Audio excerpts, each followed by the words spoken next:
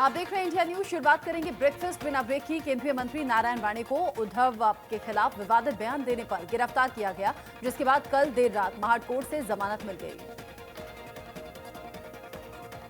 नारायण राणे को खराब स्वास्थ्य के आधार पर जमानत दी गई है। राणे को जमानत के लिए 15,000 का जमानती बॉन्ड भरना पड़ा। नारायण राणे को 31 अगस्त और 13 सितंबर को पुलिस के सामने पेश होना होगा। नारायण राणे को जमानत मिलने के बाद उनके बेटे और विधायक नितेश राणे ने एक फिल्म का वीडियो शेयर कर महाराष्ट्र सरकार पर निशाना साधा। केंद्रीय मंत्री नारायण राणे की गिरफ्तारी पर जेपी नड्डा ने ट्वीट कर नाराजगी जताई और कहा कि महाराष्ट्र सरकार द्वारा नारायण राणे की गिरफ्तारी संवैधानिक मूल्यों का हनन है। और राजस्थान में जन आशीर्वाद यात्राओं को लेकर कांग्रेस नेता सचिन पायलट ने बीजेपी पर साधा निशाना। कहा, बीजेपी कोरोना समेत अन्य मामलों में अपनी विफलताओं पर आशीर्वाद मांग रही है।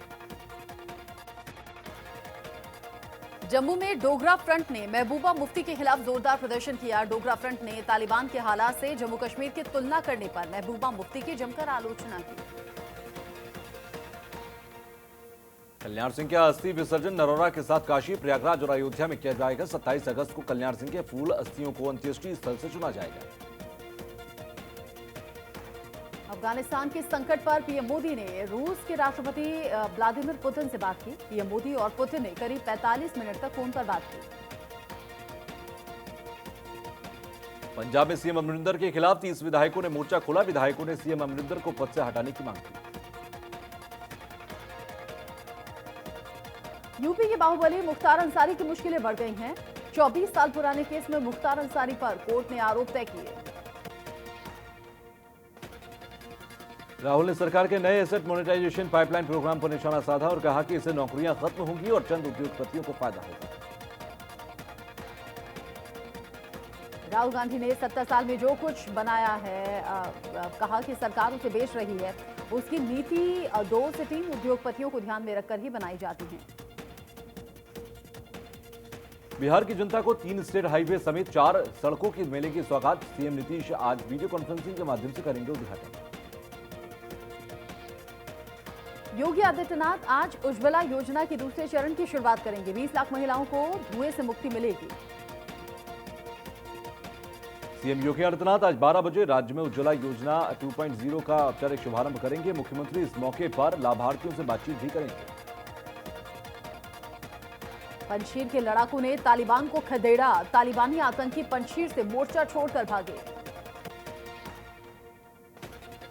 अमेरिकी खुफिया एजेंसी CIA के डायरेक्टर विलियम जे वंस ने मुल्ला बरादर से मुलाकात की। दोनों की मुलाकात गुप्त रूप से हुई। काबुल से आए श्री गुरु ग्रंथ साहिब की 3 प्रतियां केंद्रीय मंत्री हरदीप सिंह पुरी और धर्मेंद्र प्रधान ने रिसीव की। प्रतियों को दिल्ली के गुरु अर्जन देव गुरुद्वारे में रखा गया। काबुल से अगवा हुआ यूक्रेन का प्लेन। यूक्रेन के उप विदेश मंत्री येवगेनी येनिन ने जानकारी दी। कहा, कुछ अज्ञात लोग प्लेन को ईरान ले गए। अफगानिस्तान की पॉप स्टार अरियाना पाकिस्तान पर भड़की। कहा, तालिबान को मजबूत बनाने में पाकिस्तान का हाथ है। अरियाना ने भारत को एकमात्र सहारा बताया। ब्रिक्स देशों के राष्ट्रीय सुरक्षा सलाहकारों की अहम बैठक। NSA अजीत डोभाल बैठक की अध्यक्षता करेंगे। अफगानिस्तान मुद्दे पर चर्चा होगी। अफगानिस्तान में आतंकी संगठन तालिबान ने विश्व प्रसिद्ध गजनी गेट को तोड़ दिया। इस गेट को अशरफ गनी सरकार ने बनवाया था। देश में पिछले 24 घंटे में 37,607 नए केस सामने आए। वहीं 647 लोगों की जान गई। पिछले 24 घंटे में दिल्ली में कोरोना के 151 नए केस सामने आए हैं। केरल में पिछले 24 घंटे में कोरोना के 24,996 नए केस सामने आए, तो वहीं 173 मरीजों की मौत हुई। महाराष्ट्र में कोरोना मरीजों की संख्या 64 लाख के पार पहुंच चुकी है। अब तक कोरोना से 1,36,643 मरीजों की मौत हुई है।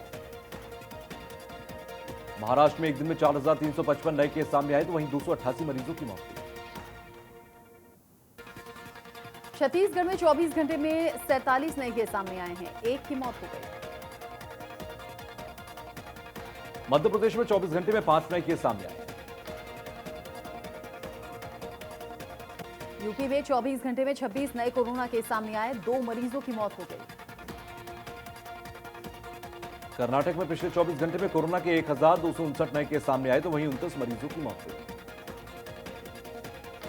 हरियाणा में एक दिन में 18 नए कोरोना के केस सामने आए, 1 मरीज की मौत हो गई। असम में 24 घंटे में 555 कोरोना केस सामने आए हैं तो वहीं 13 की मौत हुई।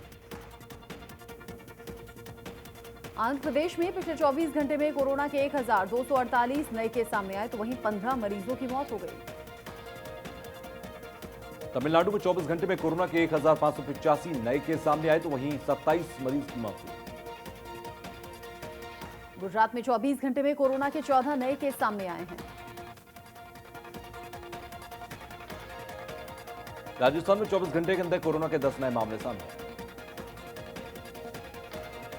अमेरिका में पिछले 24 घंटे में कोरोना के 1,08,163 नए केस सामने आए हैं, 997 लोगों की मौत हो गई है। स्पेन में 24 घंटे में 10,072 नए मामले सामने आए तो वहीं 190 लोगों की मौत हुई। ब्राजील में 24 घंटे में 30,872 नए केस सामने आए हैं, वहीं अभी तक कोरोना से 798 लोगों की मौत हो गई। यूपी के आगरा में जहरीली शराब से 3 लोगों की मौत हुई, वहीं एक शख्स की हालत गंभीर है। इस घटना से परिवार में कोहराम मचा हुआ है।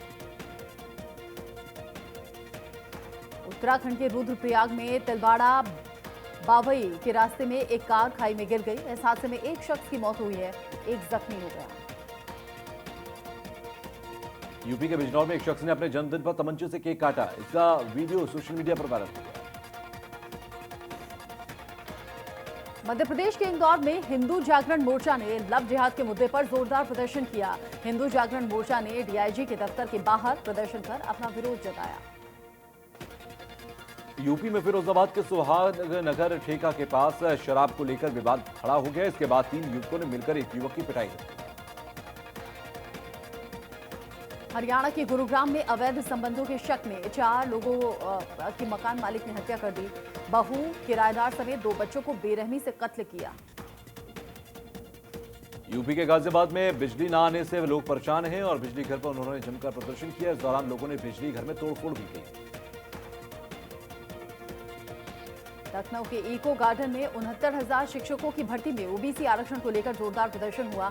शिक्षक 27% ओबीसी कोटा लागू नहीं होने के खिलाफ 2 महीने से प्रदर्शन कर रहे हैं।